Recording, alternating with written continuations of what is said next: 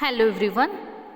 In last lecture we have learned the first measure of central tendency, name is arithmetic mean. Now in today's lecture we are going to learn the second measure of central tendency, name is geometric mean. First of all we see what is the definition of geometric mean. The geometric mean of set of n observations is nth root of their product. What does it mean? Suppose for example the data we are given 2, 4, then geometric mean is the nth root of their product. That means geometric mean is calculated as take the product of these observations. So observations are 2 and 4. So product of two observation but taking nth root of their product. Here n value is 2. So raised to 1 upon n, that means 1 divided by 2. So this is the definition of geometric mean. Now see case 1 for ungrouped data. What is the formula for calculating geometric mean for ungrouped data? So formula is nth root of their product. That means nth root of x1 into x2 dash dash xn, or second formula is anti-log of summation log of xi divided by small n, where small n is number of observation.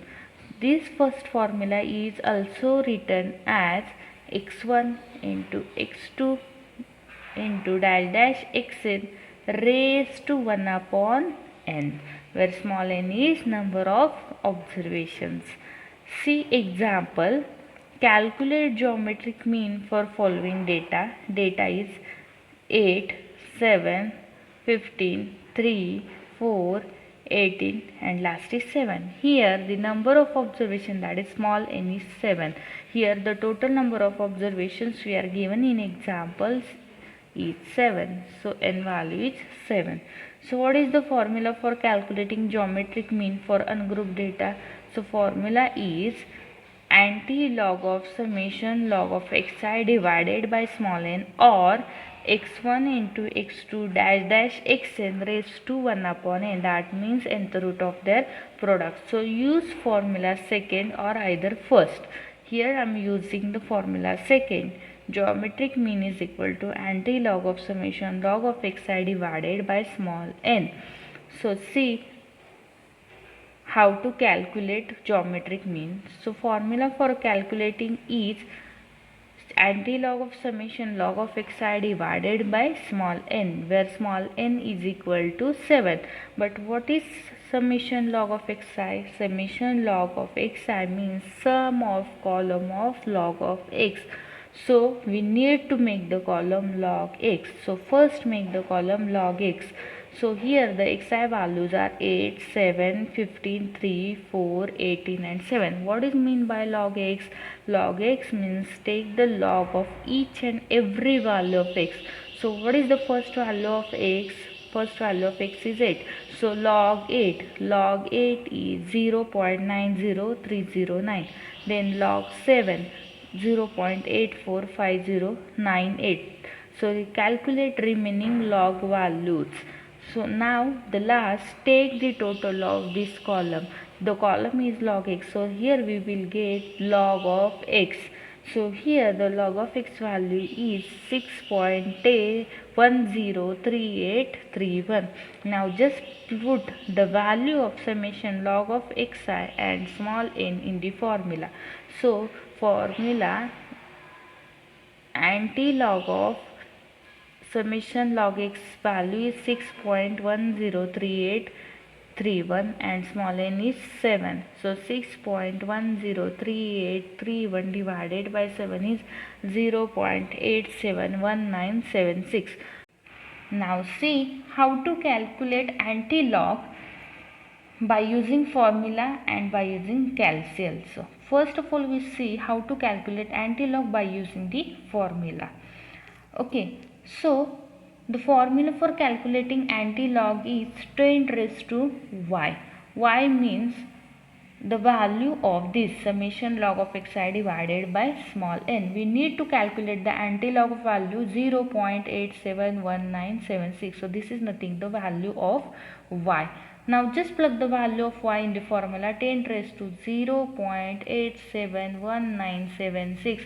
Then we will get the value 7.4456. So this is the method for calculating the anti-log by using the formula. Now by using the calci, so for finding the anti-log, first press the shift button and then press the log function.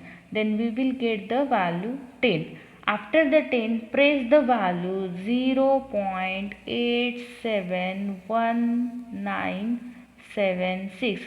This value is nothing but the summation log of xi divided by small n, and then press the equal, that means answer button or equal button. Okay, then we will get the value of anti-log. So here the anti-log value of 0.871976 is 7.4456.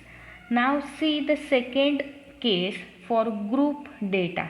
So formula for calculating the geometric mean for group data is anti-log of summation fi into log of xi divided by capital N, where capital N is total frequency. Now see example. Here we are given the data x along with their frequency, that means the group data. Okay. So formula for calculating the geometric mean is anti-log of summation fi into log of xi divided by capital N, where capital N is total frequency, that means sum of column of f. But we also need the sum of fi into log of xi. So make the column first log x and then make the column f into log x. Then we will get the sum of f into log of x. Okay, so this is the method for calculating the geometric mean for group data. See how to calculate log x and f into log x column. So log x means just take the log of each value of x. The first value of x is 2.5. So log 2.5 is 0.39794. Then second value is 7.5. So log of 7.5, that is 0.875061. Next for 12.5 it's 1.09691. Similarly calculate for the remaining values of x. Now make the column f into log x. So what is mean by f into log x? Just multiply the f value to the corresponding value of log x, then we will get the column f into log x. So what is the first value of f? It's 2. So 2 into 0.39794, that is 0.7959. Then 5 into 0.875061, then we will get 4.3753. Similarly calculate remaining one and then take the total of last column.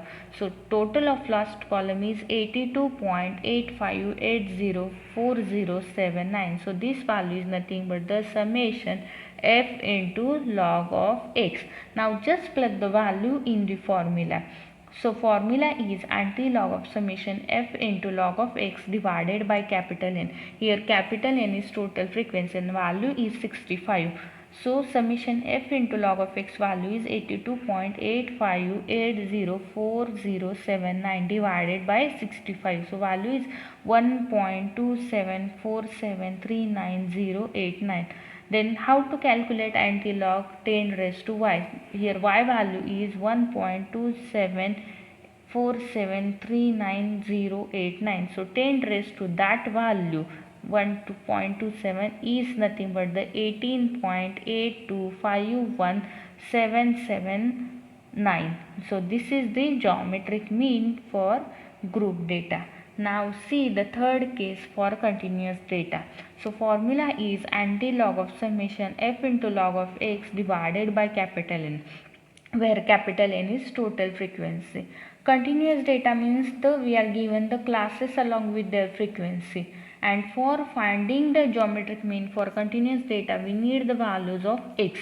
So x is nothing but the mid values. Now see example. Calculate geometric mean for following data. The data we are given the classes along with their frequency, that means the given data is continuous data.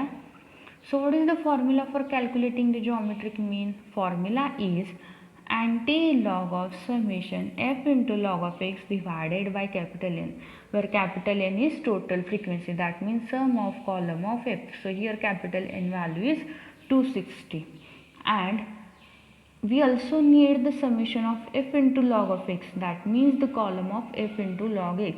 So first make the column x, x means mid values, and then log of x and f into log of x. The given data is continuous data and we need the mid values for each classes. So how to calculate mid value? The first class is 0 to 7. So what is the upper limit of first class? 7. And what is the lower limit of first class? 0. So how to calculate mid value? Upper limit plus lower limit divided by 2. That means 7 plus 0 divided by 2. So value is 3.5. Then 14 plus 7 divided by 2, that is 10.5.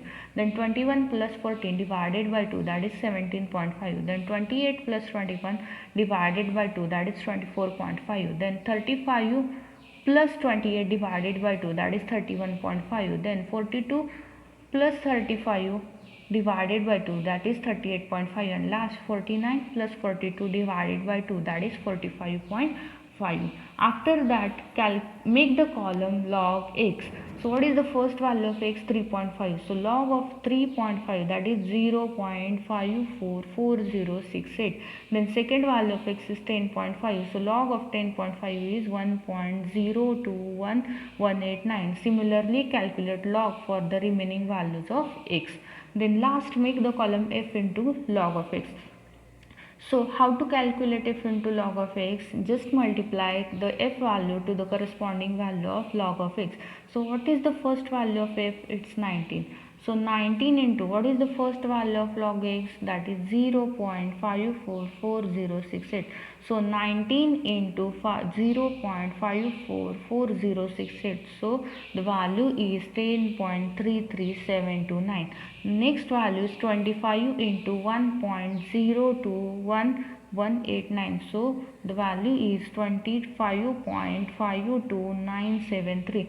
Similarly calculate the remaining values, and after that take the total of last column, because we need the summation of f into log of x.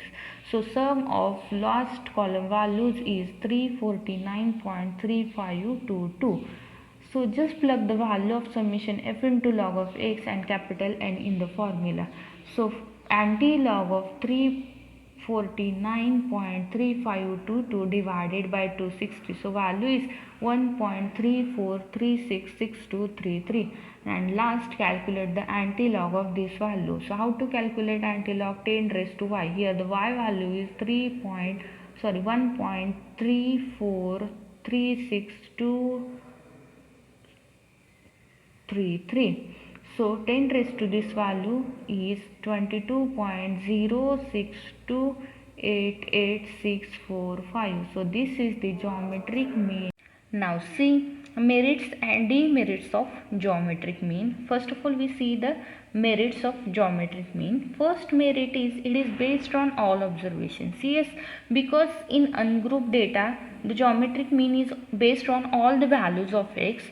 In group data it is based on all the values of x along with their frequency, and in continuous data geometric mean is based on all the classes along with their frequency, because in continuous data we need the values of x, that means mid values. So mid values is depends on the classes. So it is based on all observations, and if it is based on all observation then it is rigidly defined, that means strictly defined. And if it is rigidly defined then it is capable for further mathematical treatments, that means it is used for the further mathematical calculations. So these are the merits of geometric mean. Now the demerits. So first demerit is it is not simple to understand and not easy to calculate. Suppose for example we are given the data -1, -2, -3. Calculate the geometric mean for this data. So for calculating the geometric mean we need the log of x. So how to calculate log of minus values? In that case the geometric mean is not simple to understand and not easy to calculate. Now the second demerit is it is not calculated by graphically. Third is it is affected by the extreme observations, because it is based on all observation, that's why it is affected by the extreme observation. If one of the value is changed, then totally geometric mean value is changed. Now the third is it is not calculated for qualitative data, because suppose the data we are given the red, blue, and we are needed the values of log of x for calculating the geometric mean. Then how to calculate log of red? We can't calculate. So it is not calculated for the qualitative data. Now the last is it is not calculated for the open-end classes. Open-end classes means in a class if one of the limit is not specified, then such classes is called as the open-end classes. For example, below 10. So below 10 means 10 to less. That means here the upper limit is specified but lower limit is not specified. Okay, and in continuous data we need the mid values for calculating the geometric mean, and we can't calculate the mid value for the open-end classes. So geometric mean is not calculated for open-end classes. So this is the measure of central tendency, geometric mean. Now the next lecture we will see the next measure of central tendency, mode. Thank you.